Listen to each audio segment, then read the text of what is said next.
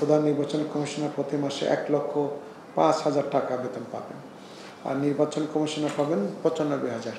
প্রধান নির্বাচন commissioner appeal বিভাগের বিচারপতির সমান বেতন এবং ভাতা দিয়ে পাবেন, আর নির্বাচন কমিশনার পাবেন হলো হাইকোর্ট ডিভিশনের বিচারপতির বেতন ভাতাতে। এইখানে ওই রকম ওইটা না লিখে যেটা করা হয়েছে যে নির্দিষ্ট করে দেওয়া হয়েছে বেতনটা, যেমন বলা হচ্ছে যে প্রধান নির্বাচন কমিশনার প্রতি মাসে ১,৫,০০০ টাকা বেতন পাবেন, আর নির্বাচন কমিশনার পাবেন ৯৫,০০০ টাকা।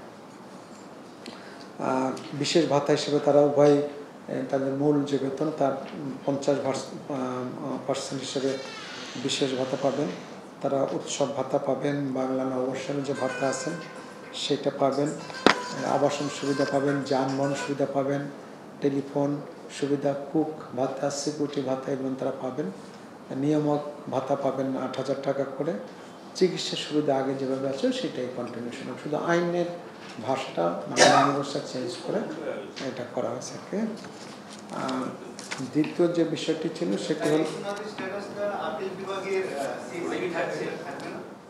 ওটা তো মূল আইনের মধ্যে আছে, কিন্তু এইটা হলো তার বেতন ভাতাদি সংক্রান্ত বিষয়টা, সেইটা নিয়ে কোনো পরিবর্তন সেখানে না। এখানে বেতন ভাতাটা কত হবে সেই অঙ্কটা ফিক্সড করে দেওয়া আছে। জি হ্যাঁ, ওটা মাসে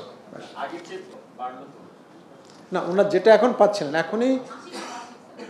এখনো ওনারা যে বেতনটা পাচ্ছেন, মানে আগের ভাষাটা ছিল এরকম যে এক লাইনে কথা যে আপিল বিভাগের বিচারপতি সমান বেতন পাইবেন, কিন্তু এখানে বলা হয়েছে ১,৫,০০০ টাকা। আপিল বিভাগের বিচারপতি ১,৫,০০০ টাকাই পান। এই কাজটি করে না, সমান, কোনো বাড়ে না, আগে যেটা ছিল সেটাই, ঠিক আছে। আর আইনের ভাষা আগে ইংরেজিতে ছিল, বাংলা করা হচ্ছে। দ্বিতীয় যে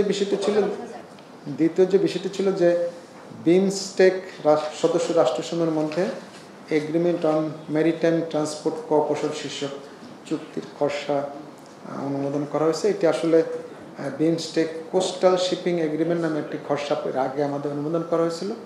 পরবর্তী সময় দেখা গেছে যে শ্রীলঙ্কা আমাদের একটি এই বিমস্টেকের সদস্য, কিন্তু শ্রীলঙ্কার যে জাহাজ চলাচলের যে অংশটুকু সেটি কোস্টাল নয়, এটা বলে মেরিটাইম, গভীর সমুদ্র বন্দরের অংশ।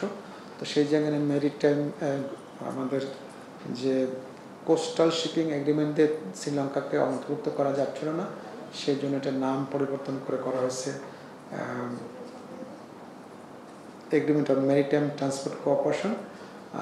এই নামে এখন এই বিমস্টেকের সদস্য রাষ্ট্ররা এটা চুক্তি করবে। চুক্তির ফলে যেটি হবে যে আপনারা জানেন যে কোনো দুই দেশের মধ্যে জাহাজ চলাচল যদি মাল পরিবহনের জন্য জাহাজ চলাচলের যদি বিষয় থাকে, তখন সেটি দ্বিপাক্ষিক চুক্তি করতে হয়।